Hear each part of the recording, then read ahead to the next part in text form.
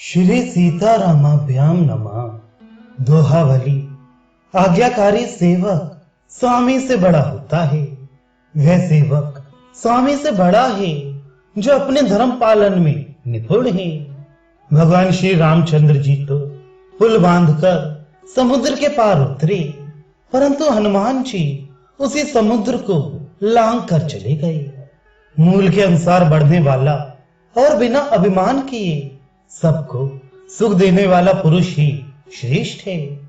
तुलसीदास जी कहते हैं कि बड़का वृक्ष उत्तम है जो अपनी बुनियाद के अनुसार ही बढ़ता है और बिना ही फूले, घमंड किए बिना ही अपने पत्तों और फलों द्वारा सबको सब प्रकार से सुख देता है।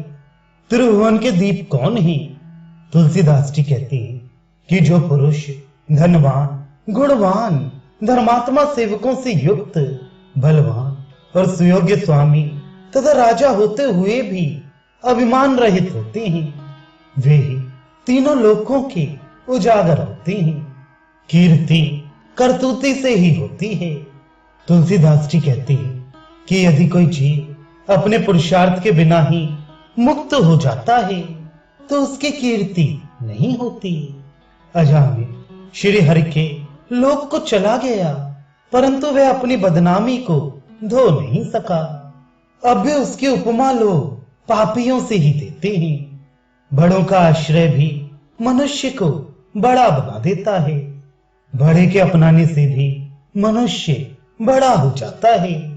जैसे वामन भगवान के हाथ का दंड उनके साथ ही बढ़कर अखिल ब्रह्मांड तक पहुंच गया। कपटी दानी की दुर्गति। तुलसीदास जी कहते हैं जो लोग हाथ उठाकर मछलियों को फांसने के लिए जल में दान देते हैं, चारा डालते हैं, उस दान को ग्रहण करने वाली मछली तो जीती नहीं और वह दाता भी नरक में जाता है। अपने लोगों के छोड़ देने पर सभी वैरी हो जाते हैं। तुलसीदास जी कहते हैं कि जिस दिन अपने ही लोग अपना साथ छोड़ देते हैं उस दिन कोई भी हित करने वाला नहीं रह जाता। सूर्य कमल का मित्र है, परंतु जब जल कमल का साथ छोड़ देता है तब वही सूर्य कमल का वैरी बनकर उसे जला डालता है। मोर की पांख जब जमीन की ओर नीचे पड़ी रहती है तो वह कलाहीन हो जाती है, और वही जब ऊपर की ओर होती है तो कला प्रधान हो जाती है, जगमगा उठती है। तुलसीदास जी कहते हैं कि मोर की पांख की गत देखो और समझो कि मेघ ही इसमें प्रधान साधन है। तात्पर्य यह है कि मोर की पंख की गति को समझकर तुम भी प्रेम घन घनश्याम श्री राम जी की पहचान कर उनके प्रेम को जानकर नाच उठो। सज्जनों को दुष्टों का संग भी मंगलदायक होता है। तुलसीदास जी कहते हैं कि सज्जन के लिए नीच की संगति भी मंगलदायिनी होती है। जैसे विष्णु रूप बने हुए बड़ई से विवाह करने वाली राजकन्या की पुकार सुनकर साक्षात भगवान विष्णु ने आकर सहायता की। कलयुग में कुटिलता की वृद्धि, कलयुग की कुचाल शुभ बुद्धि को हरने वाली है।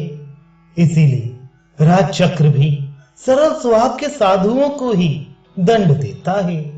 तुलसीदास जी कहते हैं कि ये निश्चय हो गया कि कलयुग में कुटिलता नित नई नई बढ़ रही है। आपस में मेल रखना उत्तम है। तुलसीदास जी कहते हैं कि पृथ्वी, आकाश और जल में रहने वाले तीनों प्रकार के पक्षियों में यह विशेषता है कि वे सब अपने अपने दल बनाकर एक ही साथ पानी पीते हैं, चलते फिरते हैं और रहते हैं। मनुष्यों को इनसे शिक्षा ग्रहण करनी चाहिए। सब समय समता में स्थित रहने वाले पुरुष ही श्रेष्ठ हैं।